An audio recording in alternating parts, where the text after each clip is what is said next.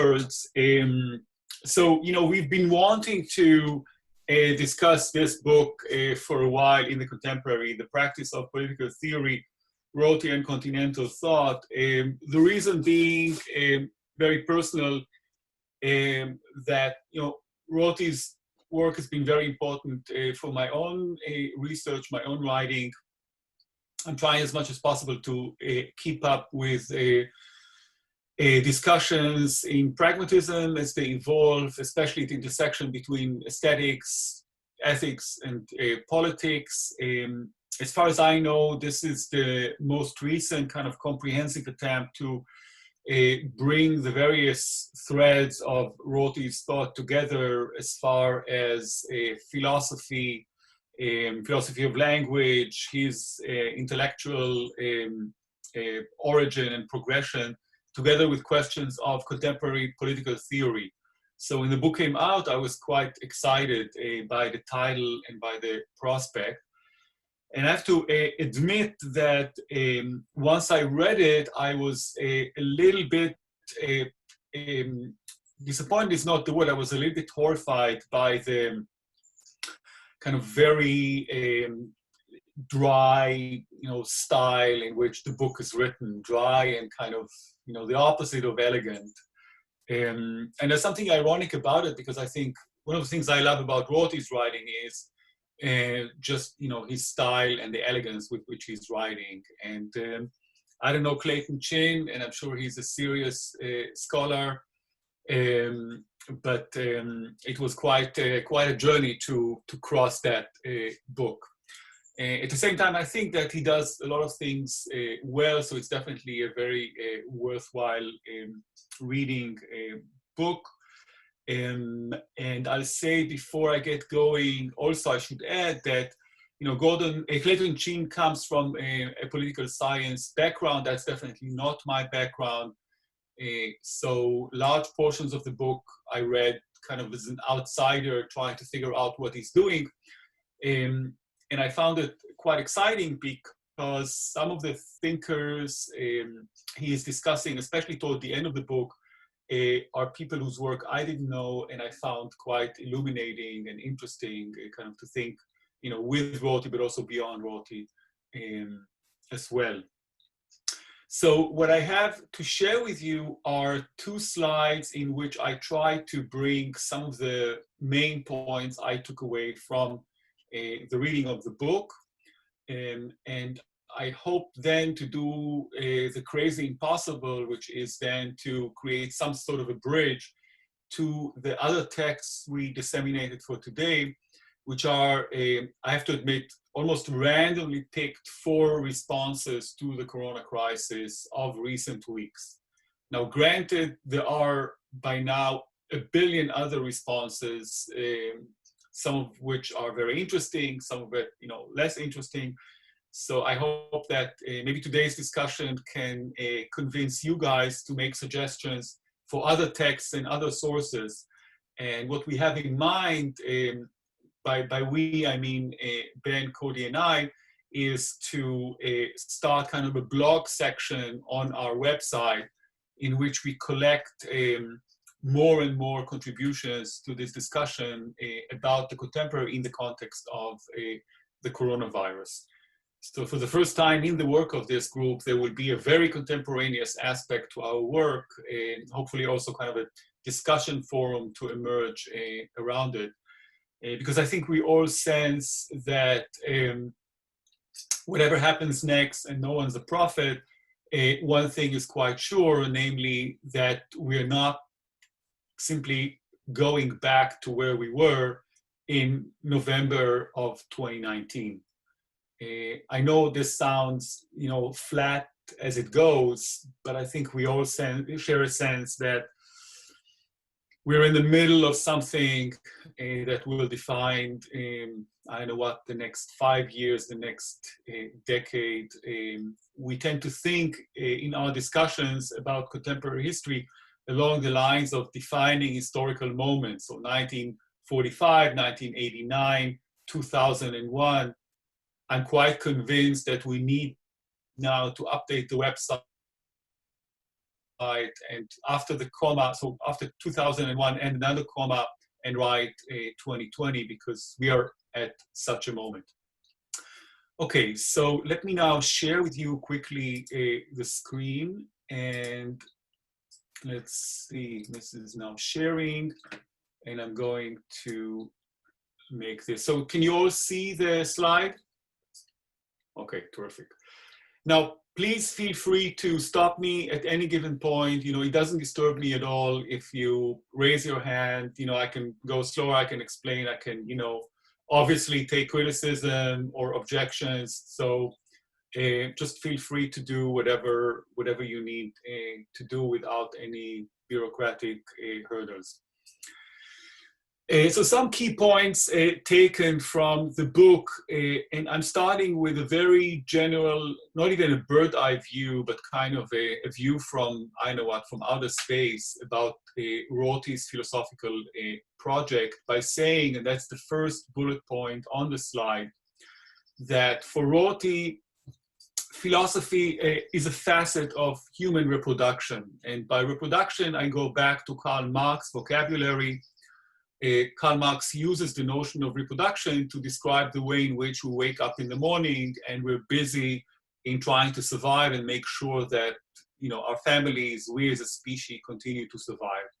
He calls this reproduction, and I think it's a very good way to think also about Rorty's philosophical project along these lines. So philosophy for Rorty is a facet of human reproduction, akin to work, to our sexual lives, etc., etc.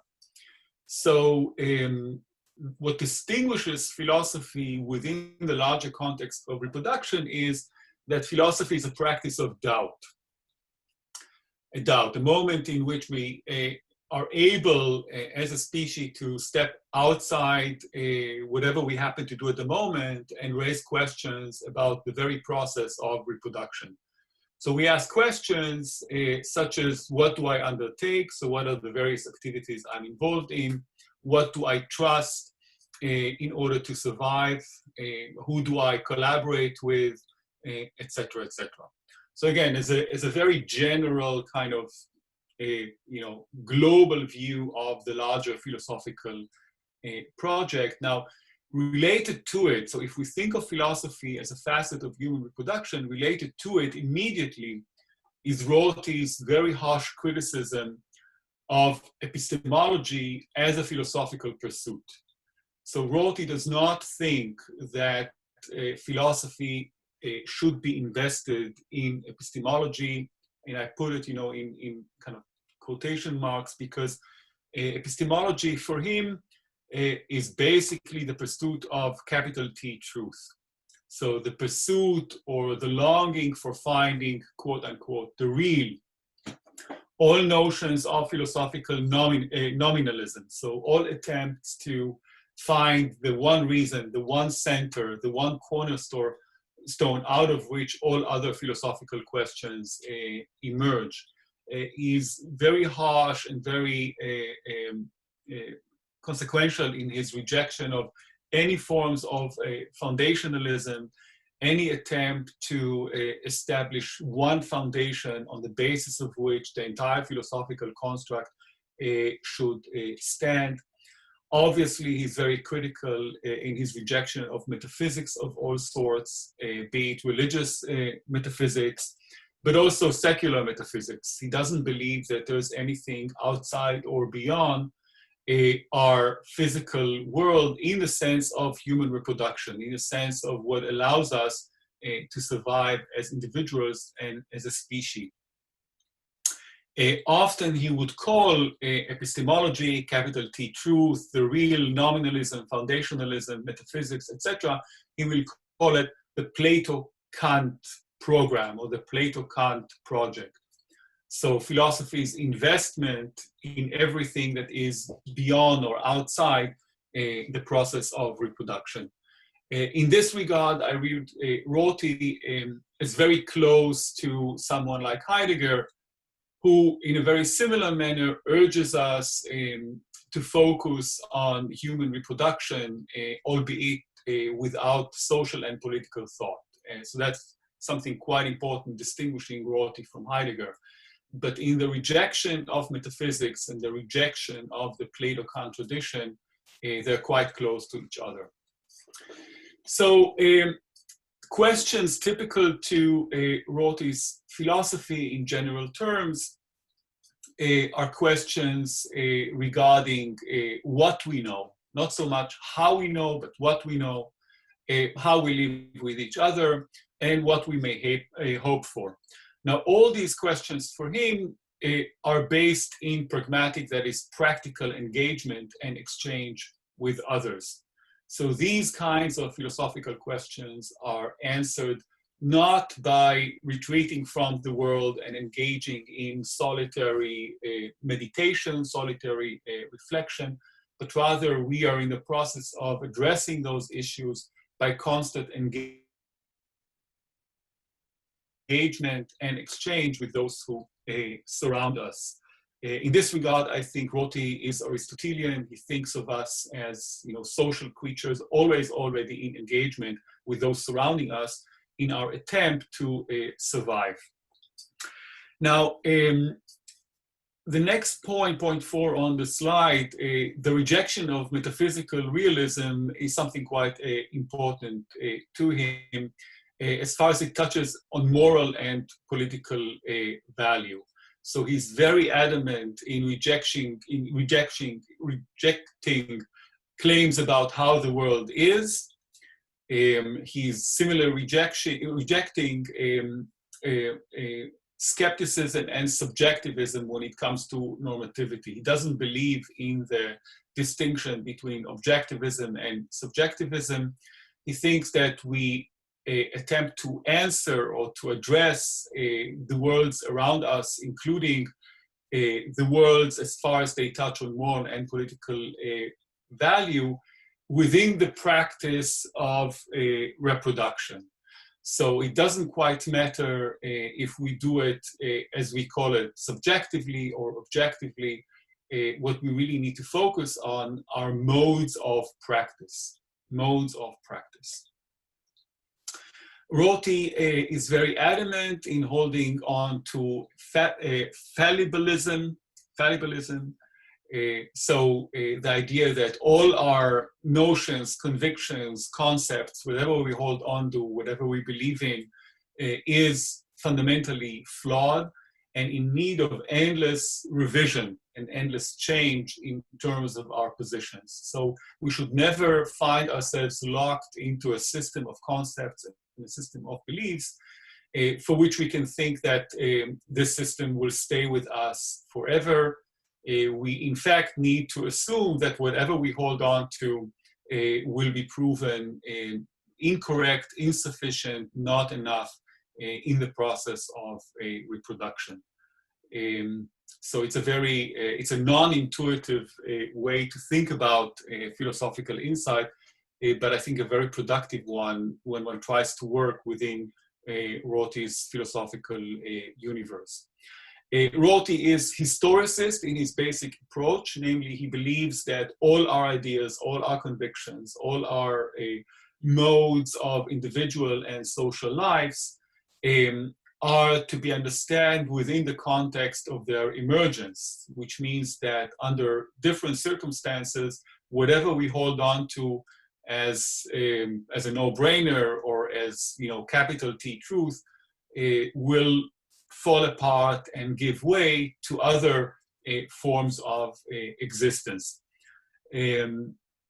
So we need to understand both our own ideas, concepts, convictions, but also those of other ages within the context of their era, understanding that human history is constantly in the process of revising its own ideas and forms of communal life. It also means that whatever we take to be eternal in our daily pursuits, whatever we tend to think of as lasting and surviving, is bound to fall apart. And that raises a whole variety of questions, which I'm not going to touch on at the moment. Because of fallibilism and because of historicism, Rorty is very much following some of the basic notions of hermeneutics, only that he doesn't think that hermeneutics leads us to stable interpretations. So other than someone like Gadamer, for example, who does think that in the process of interpretation, we can come to a lasting or solid interpretations, Rorty believes that hermeneutics is something that's ongoing, continuous, never quite stops. He combines his notion of hermeneutics with the philosophy of Thomas Kuhn when it comes to the sciences. I won't get into it now.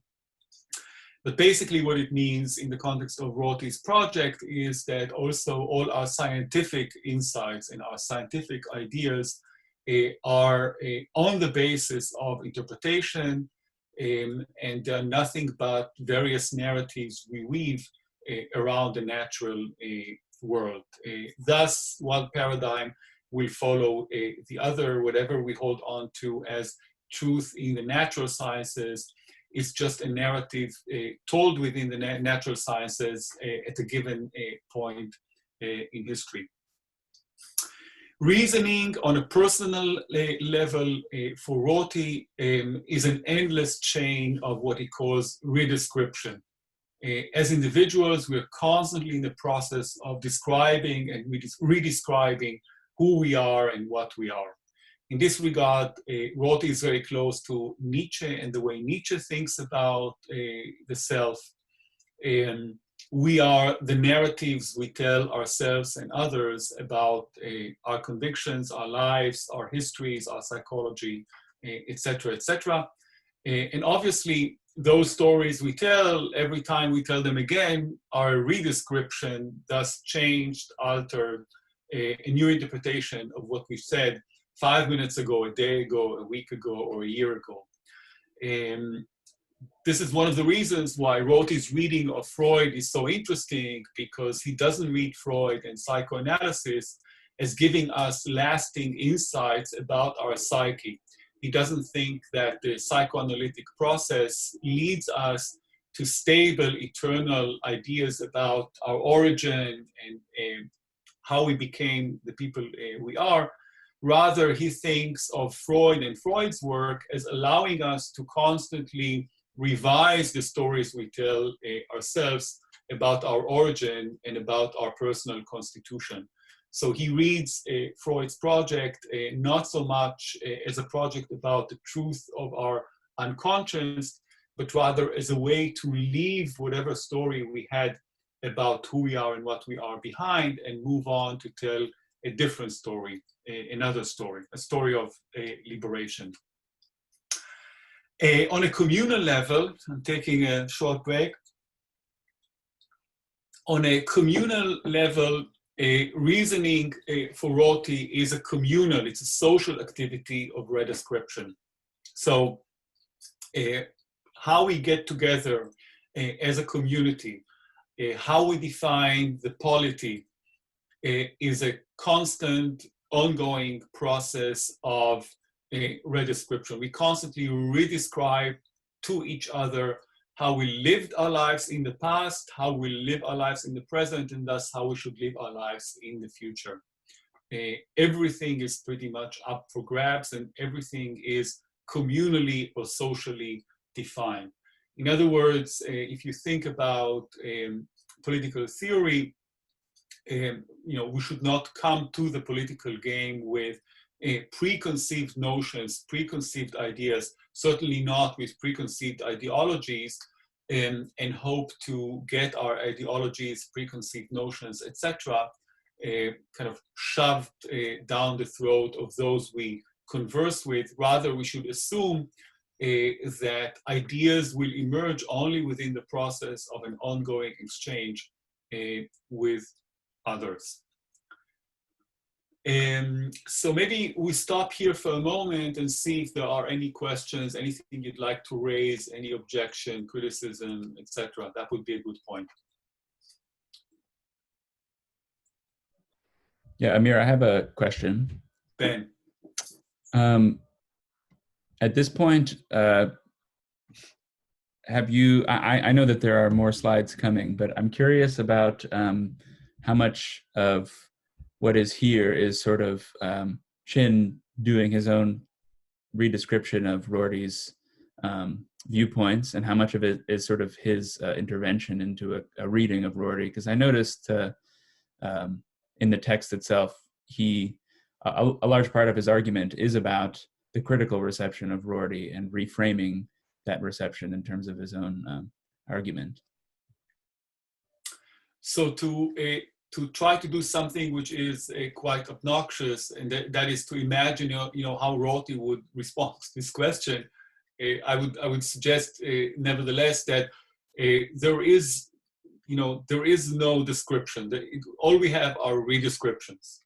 And what Chin is doing here, obviously, is a redescription, thus, a changing or reformulation of Rorty's positions, because of, Chin's own intellectual constitution and whatever drives him, as a thinker. So I think if you go through the text very cautiously, line by line, chapter by chapter, you will find a lot of places where the kind of constellations Chin creates are very much his own. But since, our aim today is not so much to think about the ways in which, he follows or changes, I left that aside and kind of focused, in this slide on kind of very general ideas where I could easily recognize Rorty's thought from my own reading, just so we have kind of a general lay of the land. Great, thank you. You're welcome. So we're moving now to the second slide. We're kind of, we're zooming in more closely on political theory. So based on everything we said at the beginning, when it comes to political theory, what does it actually mean? It means for Rorty that we need to hold on to democracy. His idea of democracy is based on agonism. This is something I think Chin is doing quite successfully in the book, namely to link Rorty to notions of agonism. And by agonism, he means this constant conflictual conversation we have with others in the political arena. So if we think about the political arena and we think about democracy, we should not think about it along the lines of someone like Habermas, John Rawls, and others, namely as leading toward consensus. Rather, we should think about the political arena as far as it is democratic as a constantly conflictual place where conflicting, irresolvable, insoluble positions are bouncing at each other. And the biggest challenge of democracy is to find those places in which we reach moments of agreement about concrete issues related to reproduction, rather than come to a consensus about the overall structure of society and its telos. So let me parse this a little bit. So for someone like Habermas, especially Rawls also to a certain degree, there is this hope that as we converse with each other, we will reach a kind of a large portion of consensus in regard to the kind of world, political world, we would like to establish and move on to live in. Rorty is skeptical about this idea, about this notion. He thinks that we will always find ourselves under conditions of agonism, of conflict, that are irresolvable in regard to the basic values, the basic assumptions, the basic presuppositions we're coming to the table with. So to give you one concrete example, maybe from American political life, and I think it's, it's an example that is quite provocative, naturally, the question of abortion. So Rorty would say that although we can hope that one far day in the future we will all agree about, abortion, abortion rights, etc., etc., we need to live with the fact that we can only have an agonistic discussion about abortion when it comes to the political sphere. Those who believe in the right to choose need to make the strongest possible argument and fight as much as possible to establish certain rights. But they shouldn't assume that they will be able, through consensus or striving through a consensus, to convince those who are pro-life of the rightness of their position. Because according to Rorty, philosophically speaking, there is no point from which one position is capital T truth, whereas the other position is not. That's something we can return to maybe together. I think Chin is right in talking about plurality when it comes to Rorty's political theory. I'm less convinced or less comfortable with the way he uses pluralism, because pluralism I take to be the ideology of accepting plurality. So plurality, I think, is the condition under which we live as humans, namely the fact that we are distinctively different from each other, that we will never be able to reach consensus with each other. That's plurality. Whereas pluralism is an ideology kind of promoting the idea of, you're okay, I'm okay, etc., etc. So I very much personally, now I'm interjecting my own view of Rorty, I very much see him as a very akin, very similar to Hannah Arendt and her notion of plurality when it comes to the political arena. And like Hannah Arendt, who also believed in agonism in her political theory, Rorty thinks that it's all about our ability to argue our case and try to find kind of, gray compromises with our opponents as what defines the political arena. So what is it that we, now by saying we, I mean as liberal, enlightened, democratic, progressive, etc. Individuals, what is it that we should focus on? So for him, we should focus on, one, the protection or the enlargement of freedom. Now, not the freedom to do whatever we want, not the freedom of laissez-faire, not the freedom to maximize profit, etc., etc., but rather the freedom to start something new, to engage in new activities, to define ourselves as individuals and communities without being restricted to given norms and given a practice of reproduction.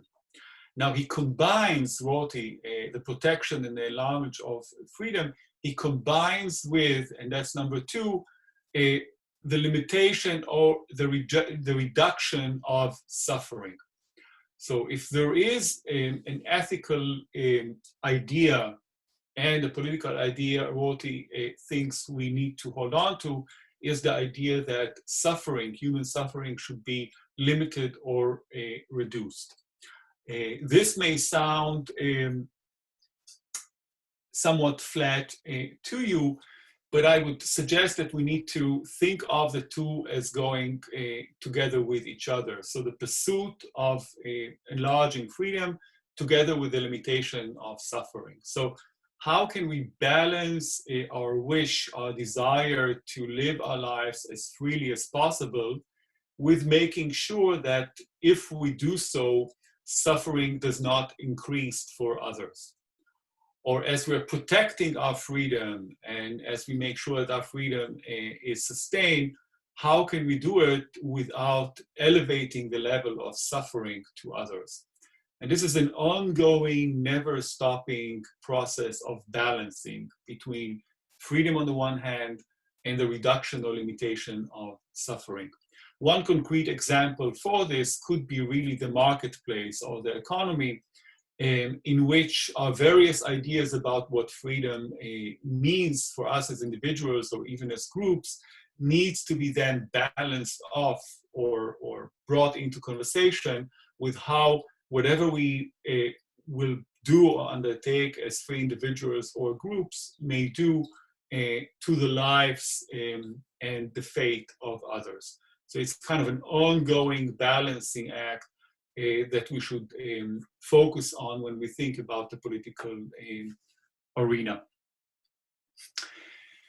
And what Chin then does is to bring Rorty into conversation with contemporary political theory, and that's a part of the book I really liked. So toward the end, he makes some very beneficial suggestions in terms of how Rorty's thought regarding politics can then be seen reflected also in the work of others, how others relate to his work, take part of his work and continue to think it forward. He does it, Chin does it by emphasizing the shift from conversations, political conversations about eternity, so about complete comprehensive solutions to human problem in a way that solves them forever, to replace this kind of conversations with conversations about the future. So political theory along the lines of what Rorty does is not interested, for example, in the establishment of, I know what, a communist world or a socialist world or any kind of finite rearrangement of society. Rather, it is invested in conversations about the future. Questions about taxation, for example, clean water, clean sewage systems, healthcare systems, etc. He then emphasizes or introduces the notion of a social hope in the context of melioristic hope. So social hope is melioristic hope rather than, again, hope of establishing a whole new world order. He brings Rorty's thought into conversation with notions of tolerance, both quoting Rorty directly, but also referring to his work more generally speaking. Tolerance as a concept or an idea larger groups can coalesce around. Agonism is a very powerful term in Chin's book, and I think also a very helpful term when it comes to Rorty's thought. So holding on to agonism as a way we think about politics, and then he has this somewhat cumbersome formulation of fallibilistic agonistic criticism. So not just agonism, but fallibilistic agonistic criticism. So we need to take into consideration that our agonistic view itself is flawed, in this regard, fallibilistic. And we need to combine it also with criticism. So all three coming together against notions of consensus. So again, Chin joins Rorty in criticism of someone like Habermas, whose thought is very much invested in the need or desire to come to consensus. It's interesting to think, especially in the context of today's discussions about the future of the European Union, about Habermas. Habermas was very invested in the promotion of the European Union as a potential future for the continent. I think we're moving more and more now, especially in the context of these last few months, in the direction of a fallibilistic, agonistic, critical community. Now, the thinkers Chin brings into conversation with Rorty when it comes to agonism are all thinkers whose work I knew only in a very preliminary manner. So in preparation for today, I actually read more of them and found them absolutely fascinating. So Bonnie Honig, William Conley, Chantal Mouffe, and James Tully. You may have read their work or know something about them. I could only recommend them to you as a way to think with Rorty, but also beyond Rorty. Now, what does that mean? Everything I said thus far, what does that actually mean for us? Writing, teaching, conversing with people, especially in the humanities or on the border between the humanities and the social sciences. I would argue that it means that we can think differently about the way we study culture. So how we think about studying culture, especially the role of culture in promoting and cultivating certain types of pluralistic, agonistic thought, the ways in which the humanities promotes a shift from thinking about eternity to thinking about future, the way in which we understand and talk to our students and to others about hope. And this is a process of interpretation. I mean, I think what makes our position strong or meaningful is that we engage in interpretation. So we are that, we are a part of that destructive force that questions pre-existing notions, that underlines the fallibilistic nature of convictions, that kind of helps to dissolve whatever it is that we hold on to as solid by interpreting text, image, movement, performance, and so forth. The other move I think we can and often do in the humanities is that we can engage in a move from quote unquote theory as it is detached from realities and detached from reproduction. So a move from this type of theory to theory that engages and thinks through the process of reproduction, which means that we engage more and more with narrative, and we understand more and more what we do as the creation of a variety of narratives that are helpful in the solving of whatever problems we encounter as individuals and as communities in the process of reproduction.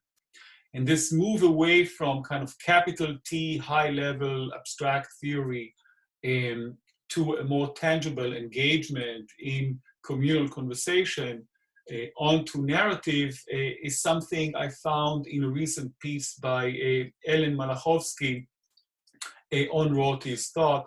And I will send along this piece to you because I think it's quite helpful.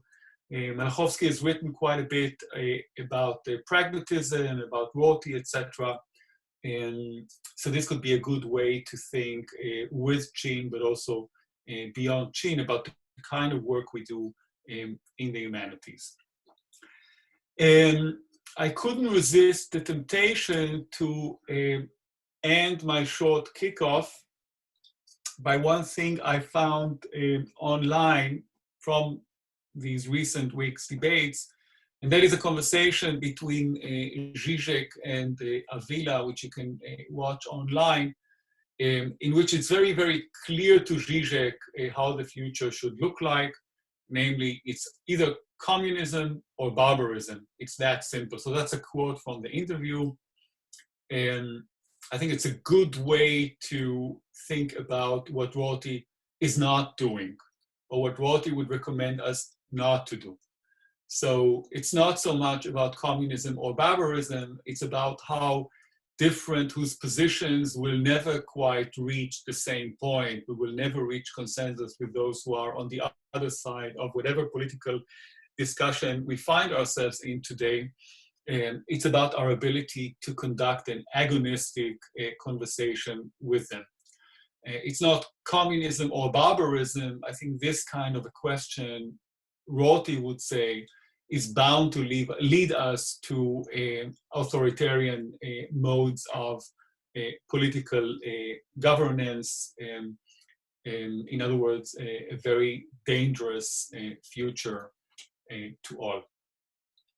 Okay, and at that point, I conclude and hope that we can go into a conversation.